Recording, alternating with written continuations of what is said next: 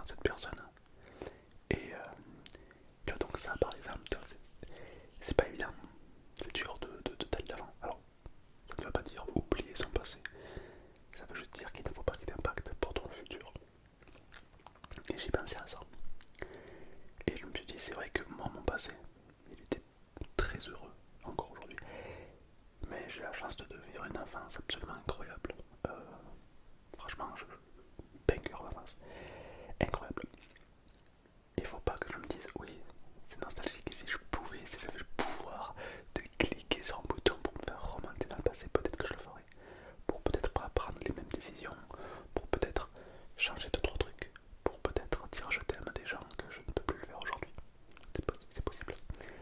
Euh, mais le passé, c'est le passé. Et quoi que tu fasses, ça ne changera rien. Et au final, j'ai envie de dire aussi un peu merci au passé. Pourquoi? Parce que si t'as fréquenté des connards, peut-être que t'as une mauvaise expérience dans ton passé, c'est possible. Eh ben, entre guillemets, ces gens t'ont aidé. C'est-à-dire que le connard que t'as pu rencontrer, tu vas le prendre comme contre-exemple. C'est-à-dire que tu sais typiquement à quoi tu ne veux pas ressembler. Tu ne l'aurais jamais rencontré, peut-être que tu serais peut-être devenu comme lui. On sait pas. Pareil, les gens que tu as aimés, que tu aimes, qui ont marqué ton histoire, même s'ils sont plus aujourd'hui, c'est des gens qui ont marqué ton histoire. Et tu ne serais pas comme ça si tu ne les aurais pas rencontrés. Donc au final, à travers tes valeurs, à travers ton sourire, à travers tout ce que tu dégages, tu leur rends hommage. Voilà. Je réfléchis beaucoup, hein, mais quand j'avais 28, quand j'avais 28 ans, donc voilà, j'ai pensé à ça. Et je me suis dit, faut pas être coincé de son passé, peu importe ce qui te bloque, faut aller de l'avant. Parce que quelqu'un qui pense toujours dans le passé, c'est quelqu'un qui est erroné, quoi qu'il en soit. Par exemple, il faut savoir qu'on ne grandit pas dans, on ne naît pas dans un, comment dire ça, tu nais dans un monde qui est différent quand tu es adulte. Quand moi j'étais plus jeune, quand j'étais tout petit, ben, c'est pas le même monde qu'aujourd'hui. Et si un jour j'ai un enfant qui va naître aujourd'hui, dans 50 ans, ce sera pas le même monde qu'aujourd'hui. Tellement la technologie évolue, la mentalité, bref, pas le même monde. Et, et donc voilà, rester coincé dans le passé, c'est totalement erroné par exemple. Donc faites attention à ça. Essayez de dévouer un max.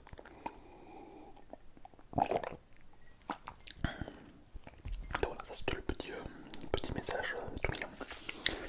Une petite prise de conscience de moi, mais 28 ans, voilà. Qu'est-ce que je dis? Ah oui, de quoi je vais continuer un petit peu la petite FAQ de qualité que vous m'avez dit que je vais répondre à vos questions, pardon. Euh, alors ça fait combien de temps que je suis sur YouTube? Bon, ben, ça fait approximativement... Bah, j'ai commencé, j'avais 11 ans, j'en ai 28. Bon, les calculs sont compliqués. Comme n'hésite pas à mettre le calcul en commentaire. Moi je te fais confiance, j'irai voir. Et j'ai pinguré ton commentaire. Mais ça fait longtemps. D'ailleurs, il y a eu un trend, je sais pas si y en a qui ont vu. 2016-2026. Mais moi en 2016, je publiais déjà des vidéos depuis longtemps, donc c'est marrant de voir les vidéos que je faisais en 2016 et tout. C'est marrant. Ça c'était pas ouf, hein. Spoiler alert, c'était pas incroyable. N'hésitez pas à ne pas scroll sur ma chaîne YouTube pour ne pas voir les anciennes vidéos, car tu vas être déçu. Voilà, totalement. Pourquoi tu commençais l'ASMR et qu'est-ce que tu fais? Qu'est-ce qui te fait continuer? Oh la thune, hein. Que la thune, y a que ça. Alors je rigole parce qu'il y en a qui sont pas mal qui pensent vraiment comme ça. Non, évidemment, je m'en bats les couilles.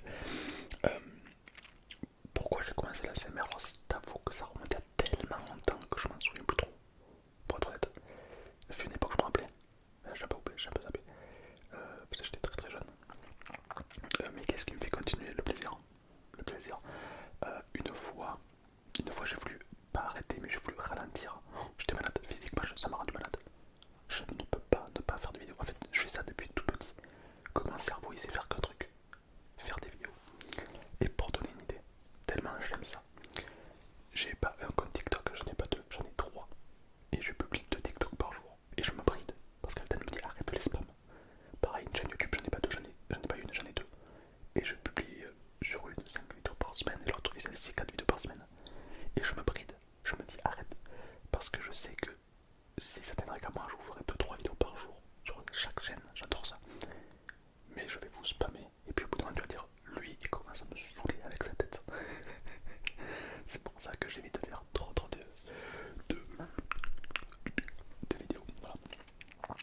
j'adore ça, quoi. Ça t'arrive qu'à moi, j'en ferais beaucoup plus. Qu'est-ce que l'ASMR t'apporte personnellement au quotidien? De la force. L'ASMR, on a tendance à penser que c'est de la relaxation, de la détente ou autre. Et moi, je trouve que ça apporte une certaine force. Ouais. Que ce soit de tout, physiquement ou autre. Je trouve que c'est grand ce que je veux dire. Mais quand je fais du sport de muscu, je soulève plus lourd quand j'écoute la ASMR. Bah, est-ce que c'est scientifique? Je sais pas. Je sais pas. Mais, donc physiquement, je trouve que ça m'apporte de la force. Et puis aussi mentalement, quelqu'un qui maîtrise la ASMR, c'est quelqu'un qui maîtrise ses émotions, qui maîtrise son rythme cardiaque, c'est la relaxation, le tempo, tout. C'est quelqu'un qui sait se poser et ça te donne tellement plus de force que foncer dans le mur en fait. Euh, Comment décris-tu ton univers ASMR en 3 mots?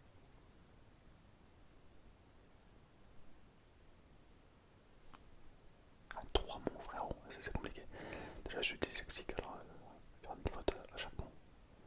Euh, Relaxation, humour, bizarre. Non, plutôt troll à la fin. Euh, Quelle est la vidéo dont tu es le plus satisfait et pourquoi? Les vidéos avec ma grand-mère. Parce que c'est banger quoi, souvenir incroyable, j'adore ça. Quel type de contenu ASMR fonctionne le mieux sur ta chaîne selon toi? Ah, c'est une bonne question ça. Message de Clippy72. Quel type de contenu? Alors j'en ai sais foutre, couille, aucune idée. Voilà, je ne sais pas. C'est-à-dire que tu me verras pas faire toujours la même vidéo. Tu pourras dire jamais la même vidéo chaque fois. Parce que déjà, je sais pas vraiment qu'est-ce qui marche le mieux. Et au final, j'ai pas trop envie de le savoir. Parce que je sais que sinon ça va un peu me biaiser. Et comme je m'en fous un peu des vues et tout, je fais ça par kiff. Je fais ce que j'ai envie. Tu vois, demain, je vais faire roleplay au chômage. Demain, je vais faire dégustation de jambon. Enfin, tu vois, je fais ce qui me passe par la tête. J'écoute la communauté et on kiffe. Voilà, je suis pas en mode, ok, ça fait plus de vues, donc il faut que je fasse. Non, je m'en bats pas les steaks. Vraiment, c'est pas ma priorité. Euh, Qu'est-ce qui est le plus difficile dans la création de contenu? Rien. J'ai trop d'imagination, j'ai trop envie de tourner, j'ai trop de. Rien n'est compliqué pour moi. C'est un plaisir pur. Combien de temps prend réellement une vidéo de l'idée à la publication? Ça dépend. Une vidéo ça prend du coup 20-30 minutes, plus ou moins. Le montage me prend 20-30 minutes aussi. Et le temps de la publier, le temps de faire la vignette, de trouver un petit truc un peu sympa et tout. Je sais pas, 1 heure, 1 heure et demie je dirais. Voilà. Donc ça c'est. Ouais, moi je travaille, moi j'ai pas le temps. Oui, oui. Comment gères-tu la régularité sans te lasser? Oh, je ne connais pas le terme lasser. Je kiffe et plus je fais de vidéos et plus j'ai envie d'en faire. Que ce soit sur YouTube, Snap, TikTok, Twing. Oui, parce que je suis sur Twing, c'est le TikTok chinois. D'ailleurs, j'ai 200 000 abonnés, merci à tous les Chinois. Euh, J'adore ça, je peux pas me lasser. Une fois, j'ai essayé de me lasser. Ouais, je suis pas arrivé. Ouais, je sais pas, au bout de 3 jours, je mettais un plan, il fallait que je fasse une vidéo. C'était fou, c'était fou. Quelle est la plus grosse erreur que tu as fait sur YouTube? Plus grosse erreur. Ouais, non, j'ai capté. Ouais. Les propos que je dis. Des fois, je dis des blagues ou des fois, je parle un peu cru. Et c'est vrai que des fois, ça peut blesser des gens et je m'en excuse. Car je pense pas mal. Moi, je fais de l'humour et voilà, c'est souvent du second degré. Mais comme il y en a qui sont très premier degré, des fois, ils sont en mode. Donc je m'excuse pour les gens que je peux parfois choquer, désolé. Euh, Qu'est-ce que tu ferais différent si tu Qu'est-ce que tu ferais de différent si tu devais tout recommencer aujourd'hui? Des mecs, vous avez des questions de fou. Rien, rien, si tout était. Si je devais tout recommencer, je prendrais exact. C'est bête hein, parce que l'idée c'est de vivre plusieurs choses dans la vie quand même. Mais moi, franchement, j'aime tellement ma vie que je referais exactement tout. Avec les erreurs, avec les problèmes, avec tout ce que j'ai pu endurer. Je referais tout. Car j'adore ma vie et j'adore ce que je fais. Voilà. Comment tu construis ta communauté et quelle relation tu as avec eux? Bonne question. Comment j'ai construit? Ça s'est fait avec le temps. Il y en a qui me suivent, qui me suivent depuis 15 ans, qui me connaissent mieux que leur enfant. Il y en a qui m'ont rencontré hier, tu vois, donc j'ai de tout comme gens. Et j'ai une proximité puissante surtout sur mon serveur Minecraft où on a fêté mon anniversaire ensemble et tout, c'était fou. D'ailleurs, merci à tous. Ils m'ont fait des cadeaux, ils m'ont fait plein de trucs. Et puis en fait, ça fait partie de moi quelque part. Je vous connais depuis toujours en fait que bah, c'est bête à dire, mais c'est un peu comme des frères. Des fois, j'ai cette relation quand on me croise dans la rue. On me croise pas comme un youtubeur en mode oh, j'adore vous, non. Il y a plus une relation comme un frère à moi, tu sais, comme un grand frère que t'as pas vu depuis longtemps. Et tu oh putain, ça va quoi. Et tout. Voilà, et j'adore ça, c'est super. Pourquoi avoir lancé des projets comme ton serveur Minecraft? Ben justement pour être proche de ma communauté. Parce que pour le Star, le problème c'est qu'on pouvait pas trop jouer ensemble, tu vois. Là, Minecraft, on est littéralement tous ensemble et c'est super. Comment équilibres-tu vie personnelle et création de contenu? Les créations de contenu sont ma vie personnelle. Disons que moi je suis le genre de mec que je peux littéralement avoir une caméra H24 sur moi.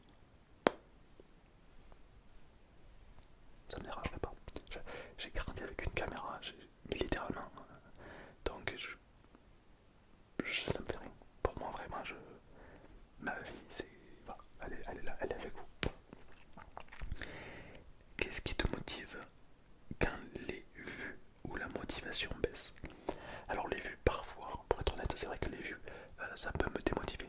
Parce que, pour être honnête, bah, des fois quand tu fais un projet, tu dis ah ça ils ont kiffé et que ça n'est pas dessus, ça veut dire que vous n'avez pas aimé, tu vois. Et du coup ça me fait chier de me dire ah ça ils ont pas aimé, je me sens un peu comme je t'ai déçu, tu vois. Et ça me fait chier un peu de te décevoir, tu vois. L'idée c'est que je te propose des vidéos qui te plaisent. Voilà. Donc quand je vois qu'il y a un truc qui t'a pas plu, je suis en mode ah merde. Voilà. Mais sinon bon bah, après la motivation ne baisse pas, hein, évidemment. Ça y a aucun problème. Ma motivation elle est en bedrock. Allez, euh, quelle place prend ta copine dans tes projets de création? Donc ma copine c'est Alten ASMR pour l'instant. Euh, je plaisante. Quelle place elle peut faire? En fait c'est très fusionnel. Étant donné qu'elle est aussi créatrice de contenu, tu connais sur la même longueur d'onde sur beaucoup de choses. Euh, et voilà, c'est banger, franchement, trouver quelqu'un, être en couple avec quelqu'un qui fait le même truc que toi, franchement banger. Si tu peux, fais-le, c'est trop bien. Euh, Comment vois-tu l'évolution de ta chaîne dans un an? Bah comme ça quoi, y a pas de. Enfin disons que niveau évolution, je t'avoue que j'ai atteint un trophée là, j'ai atteint un trophée là. J'ai bientôt atteint les 1 million d'abonnés sur TikTok, d'ailleurs bientôt le trophée TikTok. Je t'avoue que j'ai plus rien à atteindre. J'ai le million, mais bon le million il est dans 8 ans, 15 ans, 30 ans. Mais à part ça, non, je kiffe de l'instant présent, c'est plus ça quand même. Est-ce que tu te fixes des objectifs chiffrés ou uniquement qualitatifs? Ah, je reviens. Business. Euh, qualitatif, oui, quand même, je veux quand même un minimum de confort pour toi, que ce soit au niveau visuel ou auditif. Et les objectifs que je me suis fixés, c'est de faire beaucoup plus de visuels, beaucoup plus de visuels comme ça. J'aime bien et je sais que t'aimes bien aussi, donc je pense à faire beaucoup plus. Et sinon, chiffres, genre en mode monétisation, moula.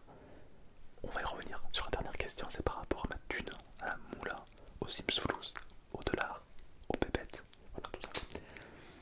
Euh, qu'est-ce, qu'est-ce que peu des gens savent?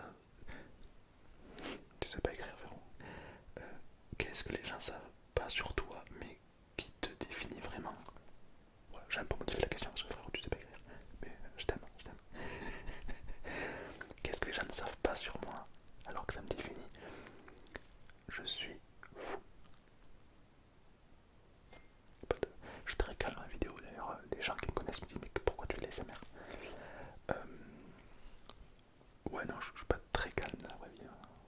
C'est pour ça que je fais beaucoup d'humour, etc. etc. Euh, mais ouais, je suis quelqu'un de très speed. Et c'est ça qui est bon. Si tu devais résumer ton parcours de créateur en une leçon, ça serait laquelle? Résumer mon parcours de créateur en une leçon. Alors chapitre 1. Je sais pas, un conseil j'imagine. Ça serait. Je suis personne pour donner un conseil. Déjà. Je suis pas Squeezie.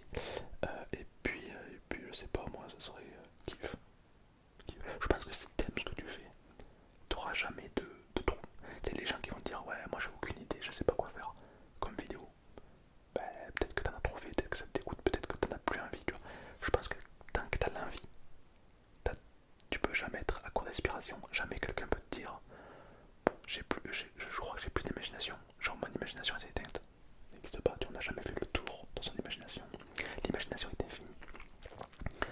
Donc je pense que tant que tu as toujours l'envie de créer, je pense que tu seras jamais à court d'inspiration. Impossible. Par contre, le jour où tu es à court, il faut se mettre en question. Peut-être que tu as besoin de pause, de vacances, peut-être qu'on a trop fait, pardon, je sais pas, tu vois. Mais c'est pas bon signe. Voilà.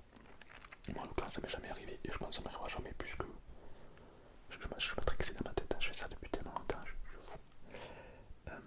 Et pour venir, la question fatidique, la question finale, la moula, Tom, combien tu touches? Qu'est-ce que, où va l'argent dans la drogue et les...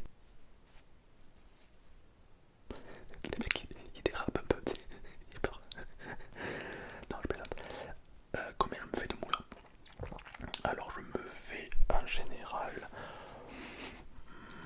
Alors, tout l'argent que je touche c'est à la société, hein, c'est pas moi, parce que moi j'ai une société. Et je me fais entre deux... Alors attends, si je compte tout, parce que je sais quoi, je vais te compter TikTok, je te compte tout, d'accord, TikTok, machin et tout. Je me fais aller 3 ou 4 000 euros, voilà, de base. Donc c'est un très bon salaire. Après, proportionnellement aux heures que je fais, je sais pas si c'est bien, mais je m'en fous, c'est un kiff. Et donc je mets 3 ou 4 000 euros, donc c'est super, hein, vraiment c'est banger. Ça me sert à verser un salaire.